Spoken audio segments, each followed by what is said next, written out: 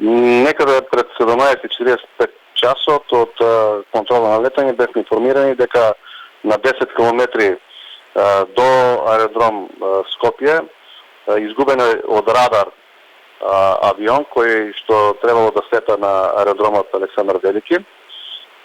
Веднаш потоа преземени се мерки и активности од страна на полицијата.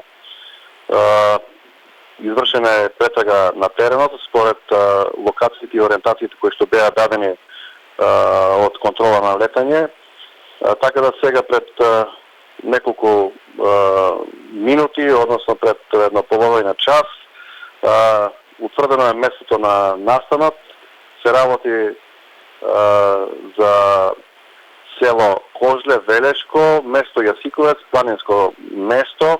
Утврдено е значи место на настанот каде што воздухопловот марка Пайпер со германски национални ознаки кој полета во Италија е срушен, се срушил.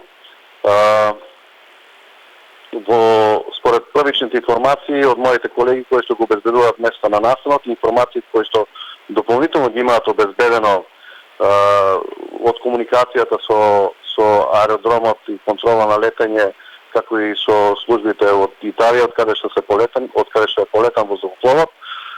Се работи за 6 лица, 4 лица се италијани и 2 косовски државјани, така да за сега не би прejudicирал во однос на идентитетот на лицата. Се работи значи за комерцијален лет кој што требало практично да направи прелет преку Македонија.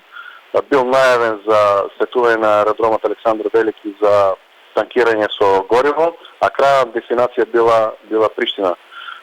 Покрај овој комерцијален лет имало уште 2 комерцијални лета и така да преку овие 2 комерцијални лета, односно последите на двата останати комерцијални лета, утврдено е дека се работи значи за 4 италијански државјани во авионот и 2 косовски државјани.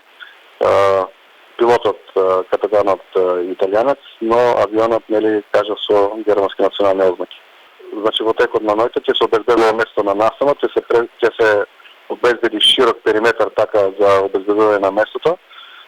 Јавното обвинителство е информирано и кога ќе создадат претпоставки за увид во раните утрински часови, ќе отпочне класичен увид. Така да до тогаш колегите, односно припадниците на Министерството за внатрешни работи, ќе го обезбедуваат на местото на настанот со во еден поширок периметар.